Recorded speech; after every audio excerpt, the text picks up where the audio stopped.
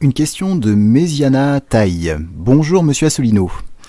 Pouvez-vous nous expliquer la situation d'Airbus vis-à-vis des Américains? Existe-t-il un risque de se faire voler Airbus par les Américains? Merci.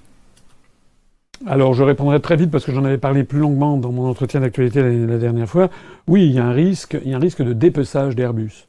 Il y a un risque de dépeçage d'Airbus, comme d'ailleurs d'Alstom. Enfin, Alstom, c'est même maintenant, c'est consommé. C'est que, en fait, nous sommes dirigés par des dirigeants qui sont soit d'une incompétence pharaonique, soit d'une traîtrise qui non moins pharaonique. Peut-être même les deux, d'ailleurs. En réalité, on a l'impression qu'il n'y a qu'en France que les dirigeants français ne défendent plus les intérêts nationaux.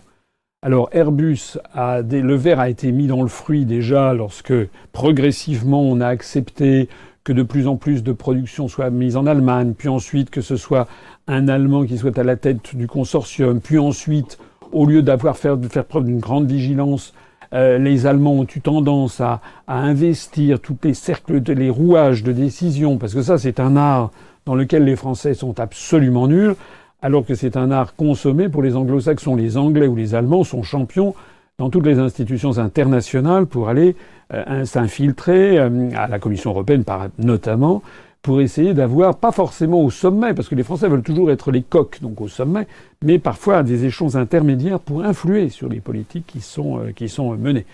Ça fait penser, je cite souvent cette plaisanterie qu'avait dite dans les années 60, 63, 64, je crois, l'ambassadeur du Royaume-Uni en France, c'était sous Charles de Gaulle. L'ambassadeur s'appelait Sir Christopher Soames. Il était le neveu de Winston Churchill. Et il avait dit un jour dans un français, comme les aristocrates britanniques le parlent avec un peu d'accent, il avait dit « Il faut toujours mettre un Français à la tête d'une organisation internationale, car c'est le seul qui ne défend jamais les intérêts de son propre pays. » Eh bien voilà, nous avons des élites qui ne défendent pas les intérêts de notre propre pays. Dans Airbus, qui, je le rappelle, avait été lancé sous De Gaulle, avec une alliance entre l'aérospatiale, Deutsche Aerospace, les Allemands, et British Aerospace, plus après s'étaient joints les Néerlandais et les Italiens, eh bien, ce truc est en train de partir en quenouille. Alors il y a eu sur l'affaire Airbus des rumeurs de pots de vin, de corruption qui auraient été faites par une direction, celle des grands comptes à l'étranger, je ne sais plus, et qui auraient donc obtenu par de la corruption des marchés internationaux. Et les Américains utilisent cette rumeur ou ces faits, je ne sais pas, je ne connais pas le dossier, pour essayer de faire jouer leur législation extraterritoriale et pour essayer progressivement de dépecer Airbus. Comme si les Américains eux-mêmes, avec Boeing, étaient des anges.